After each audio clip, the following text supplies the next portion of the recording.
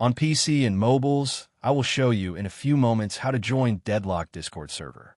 It's the same method on both PC and mobiles.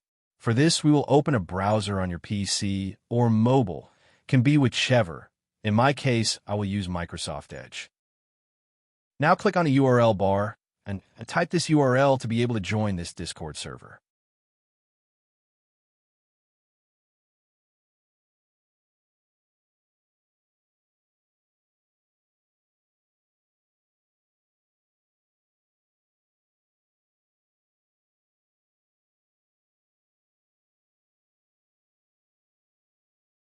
Doing this will automatically start your Discord application if you have it installed. Then click Join, and you'll have access to the Discord server.